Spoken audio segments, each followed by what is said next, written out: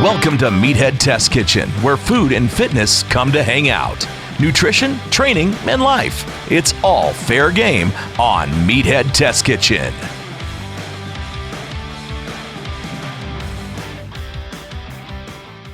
Whoosah! Welcome to Meathead Test Kitchen, a podcast where sometimes we're super fucking busy and then we pull things from Reddit so that we can hold your hand and have tough conversations. I'm Sausha. I'm Sadie.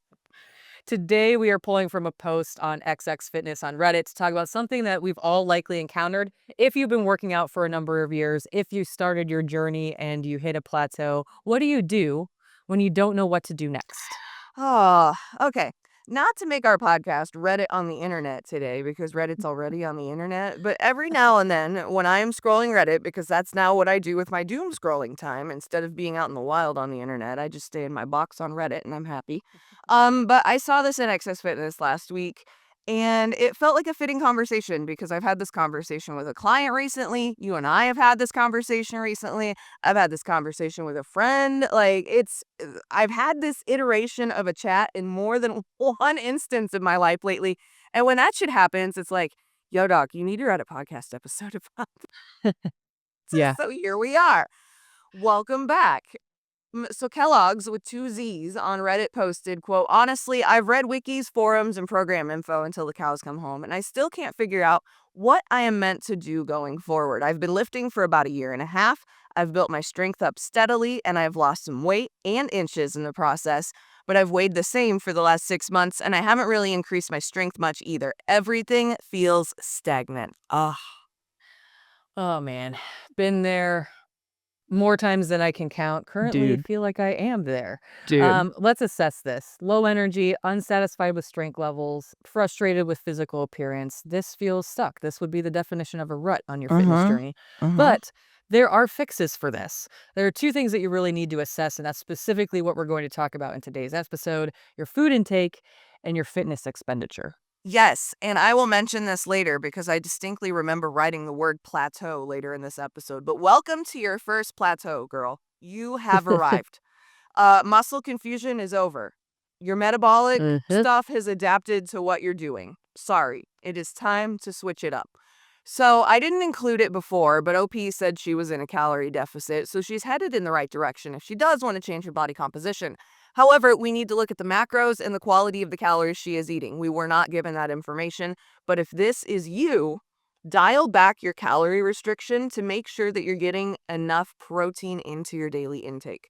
So if you are, I don't ever want a client to be this low, but if you're at 1,800 calories, that's the basement. I would put you at 1,850 and say, hey, don't go fucking lower than that.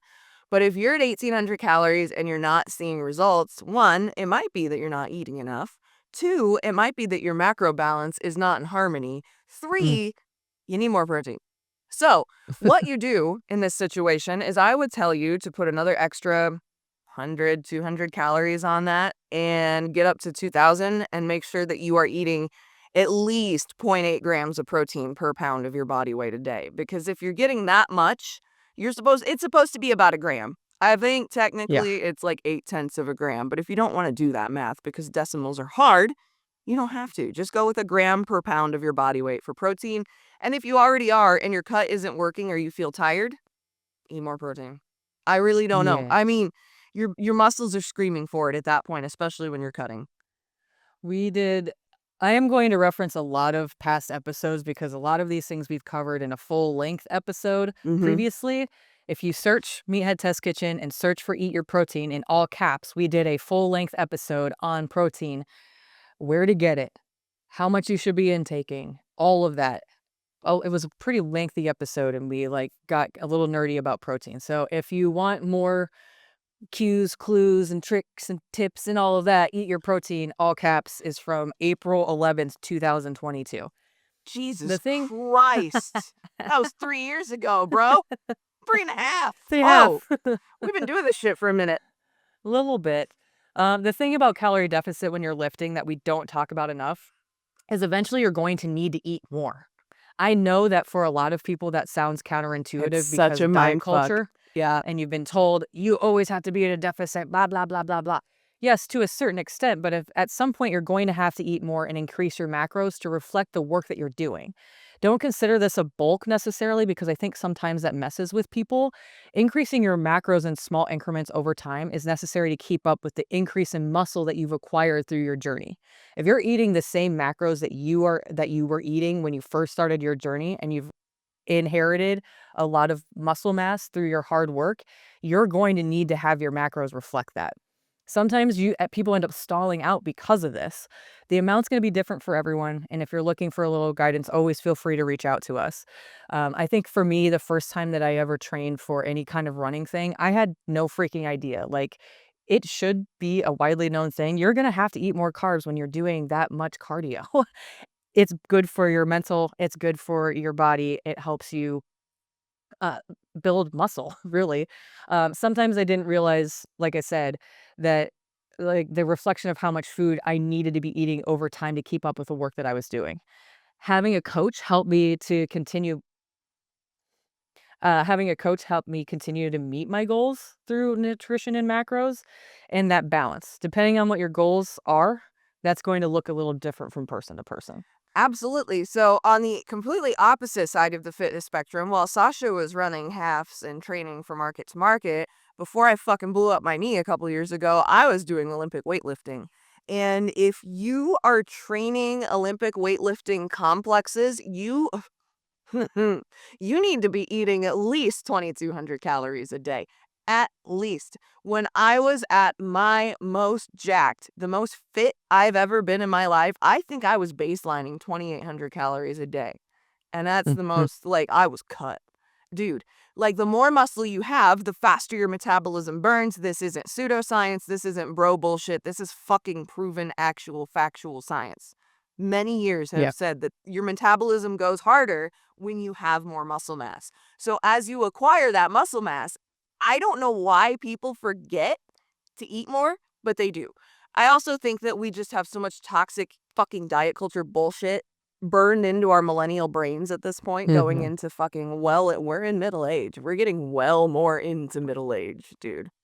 But yeah, I think that we end up getting fed all of this information, and it's just coming at people from all different, directions, that we forget that as you build muscle, you're going to require more energy to keep up with the demand that your muscles Yeah. have on your body.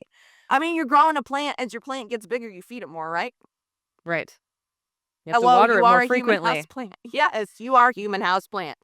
So you're speaking of water, water intake is key when you're looking at changing your body composition. It helps you feel full between meals. It also helps your body execute all those metabolic processes that keep you alive, because we're like 70% water.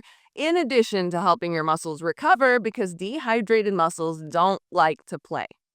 You ever been Mm-mm. hungover and gone to the gym? Ugh. The Yes, worst. unfortunately, I The have. worst.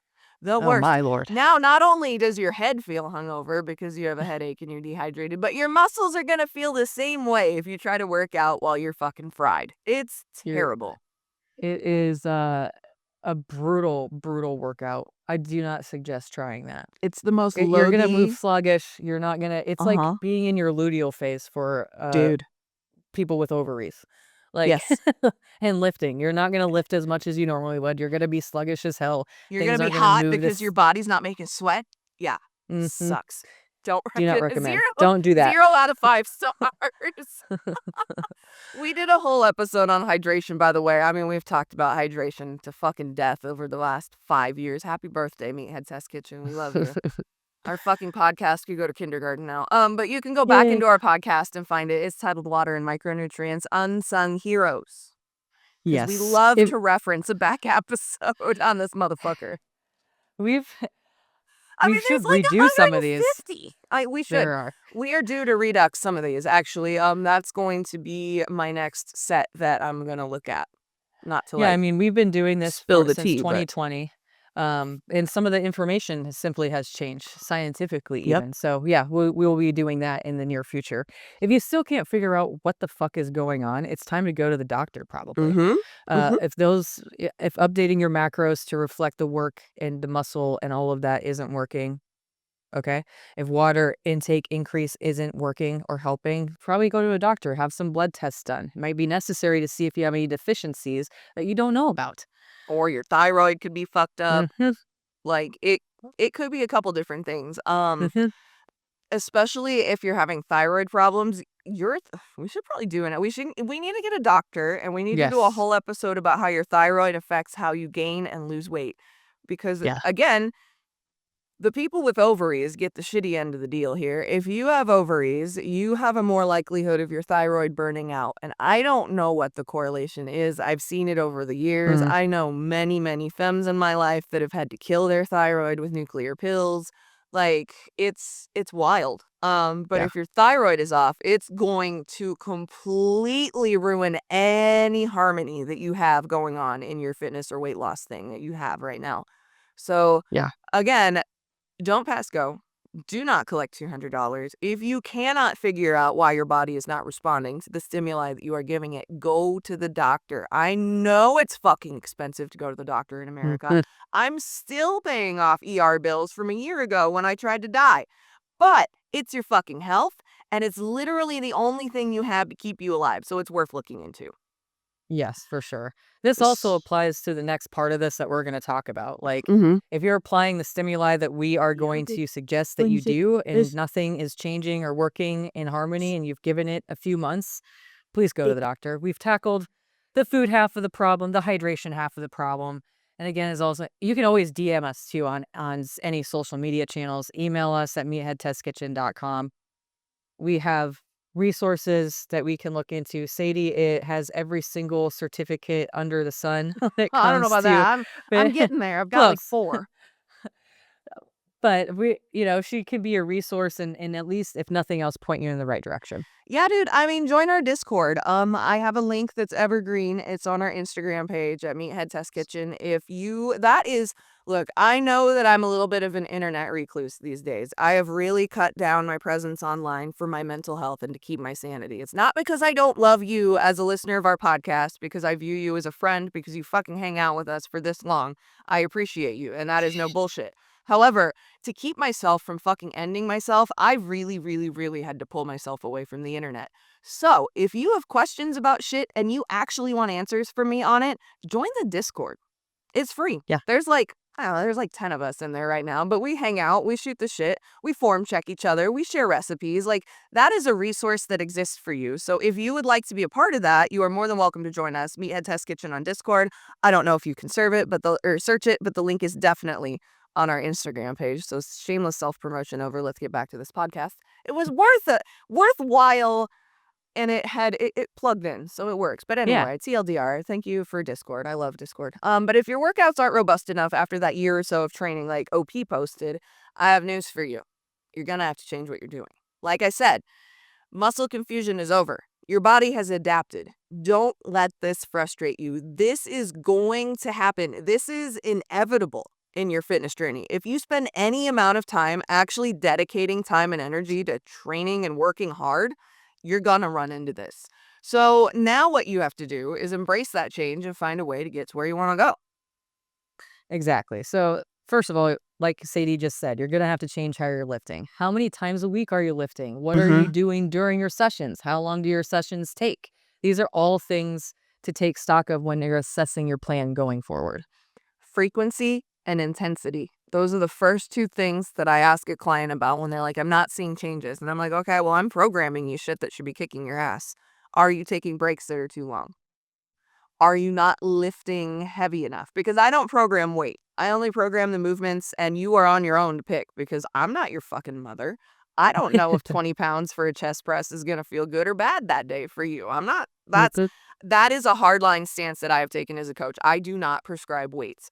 But I'm also not coaching world-class athletes that would be prescribed weights, so it's not really apples to apples. But anyway, Yes. look at your frequency and look at your intensity of your training. If you feel like you are training enough, then add an extra day. Unless you're already at 5 days a week. If you are at 5 days a week, I do not want you to add an extra day. I want you to fucking work harder when you are in the gym.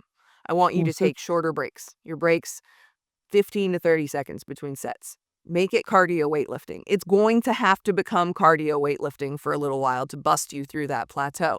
Cardio weightlifting is also really fucking good for you, and such a sneaky, fast way to get crazy strong. So Yeah. if you are to the point where it's like, all right, I got nothing, add an extra day unless you're already at 5, and then fucking work harder. I hate to say that because I don't want to come off sounding like you're not fucking working hard enough, because I know that if you're going to the gym, you're considering it a decent amount of effort. You're taking that time out of your day. You're making the plan. You're executing the plan. You're trying to get your fitness. You're obviously fucking working hard. So please do not take that comment that way. That is not what I mean. But your body is telling you, hey man, this stimuli, it ain't hard enough. Give me more. Yeah.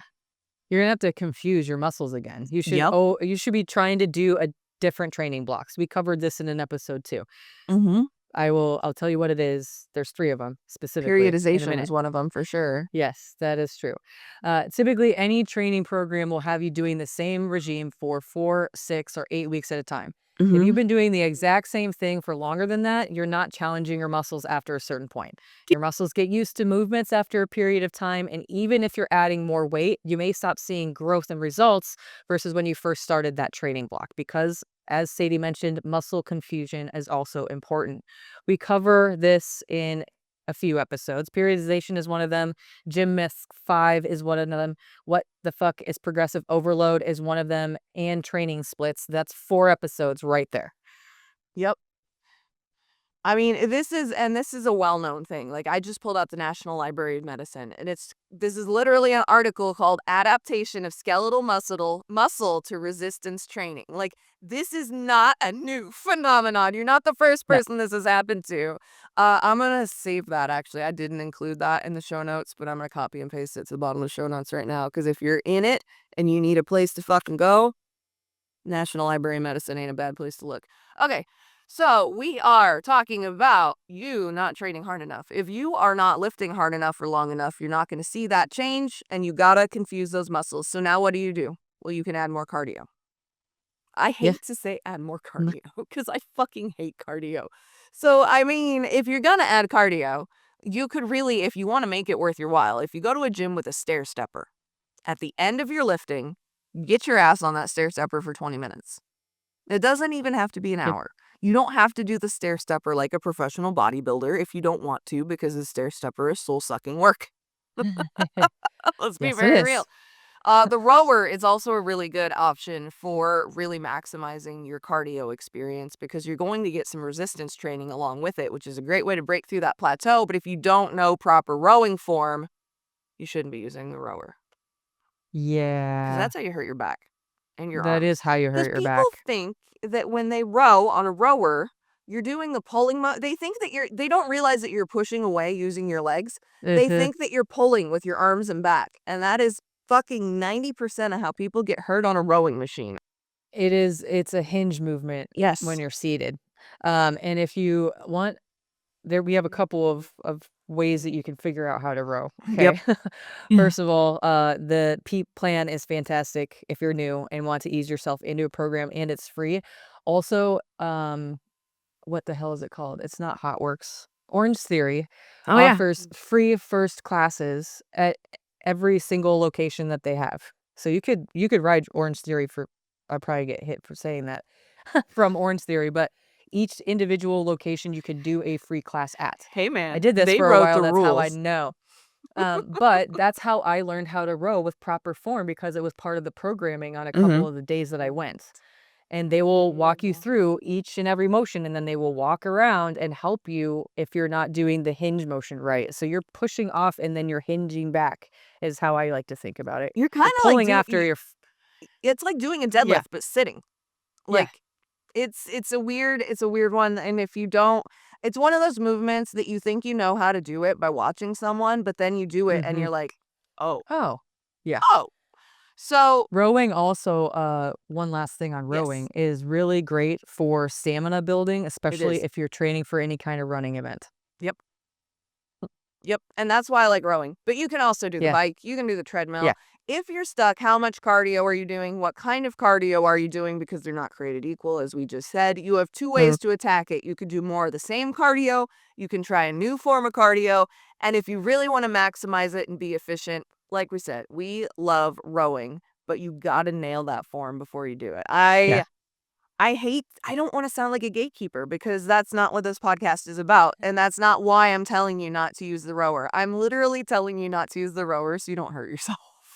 Yeah. I mean, That's it. again, always That's it. remember too, if you're trying to do this at a gym, somebody can come show you how to do that properly. Yes. Yeah. If From you the pay staff. to go to a gym, their staff is literally getting paid to help you. So take advantage of that.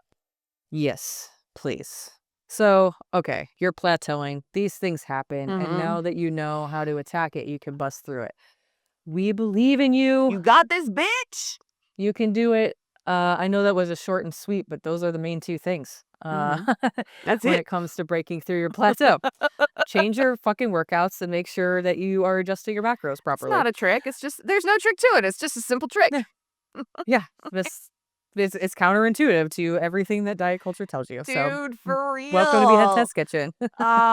We have so much more diet culture to fight now because it's coming back, dude. It's back. Sure is. I hate Oh, it. it's Make sure that you grab some amazing MTK merch to rep your favorite podcaster's favorite Hell yeah. podcast at the gym. You can get and follow us on the Clock app or the Gram. We are also on X and Facebook if those are your preferred places to intake social media. Show notes, training templates, and personal training services are all at meatheadtestkitchen.com. Yup. MTK. Out.